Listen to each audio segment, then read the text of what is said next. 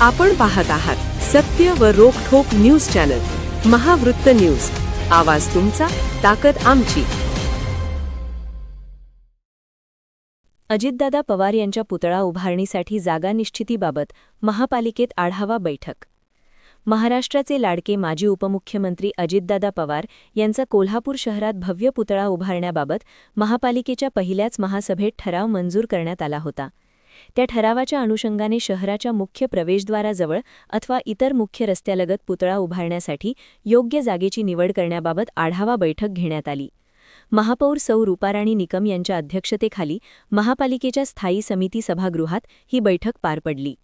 महापौर सौ रूपाराणी निकम यांनी प्रशासनाने पुतळा उभारणीसाठी 4 पर्यायी जागा सुचवाव्यात, तसेच त्या जागांची सोमवारी सकाळी सर्वांनी प्रत्यक्ष पाहणी करून अंतिम निर्णय घेऊया असे निर्देश दिले.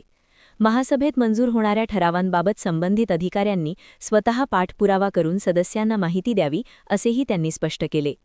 या बैठकीत प्रारंभी अतिरिक्त आयुक्त रविकांत आडसूळ यांनी माहिती देताना सांगितले की शिरोली जकात नाक्याशेजारील मुख्य रस्त्यालगतची जागा पुतळ्यासाठी सुचविण्यात आली होती.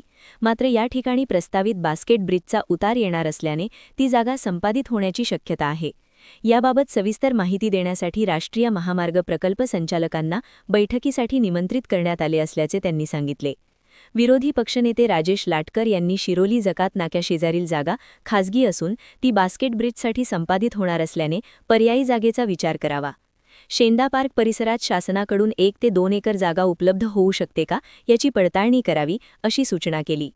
गटनेते आदिल फरास यांनी अजितदादा पवार यांच्या स्मारकासाठी किमान 1 एकर जागा राखीव ठेवावी. त्या ठिकाणी म्युझियम, उद्यान तसेच अजितदादा पवार यांच्या कार्याची माहिती प्रदर्शित करता येईल यासाठी स्वतंत्र वास्तुविशारद नेमावा. तसेच या कामासाठी स्वतंत्र अधिकारी नियुक्त करून पदाधिकारी व अधिकाऱ्यांची समिती स्थापन करावी अशी मागणी केली. गटनेते मुरलीधर जाधव यांनी अजितदादा पवार यांचे कार्य भव्य असून त्यांच्या कार्याला साजेसा भव्य स्मारक उभारण्यात यावे. त्या ठिकाणी माहितीपर म्युझियम व गार्डन असावे अशी सूचना केली. राष्ट्रीय महामार्ग प्रकल्प संचालक संजय कदम यांनी बास्केट ब्रिजचा उतार शिरोली नाका परिसरात येणार असून पुढे अंतर्गत उड्डाणपूल प्रस्तावित आहे. त्यामुळे संबंधित जागेवर प्रत्यक्ष डिमार्केशन करून दाखवता येईल असे सांगितले. यावेळी गटनेते इंद्रजित बोंद्रे, अतिरिक्त आयुक्त शिल्पा दरेकर, सहाय्यक आयुक्त कृष्णा पाटील, शहर अभियंता रमेश मस्कर, जल अभियंता हर्षजित घाटगे, उपशहर रचनाकार NS पाटील, पर्यावरण अधिकारी समीर व्याघ्राब्रवे, शाखा अभियंता अरुण गवळी, सुरेश पाटील व राष्ट्रीय महामार्ग प्रकल्पचे गोविंद बैरवा उपस्थित होते.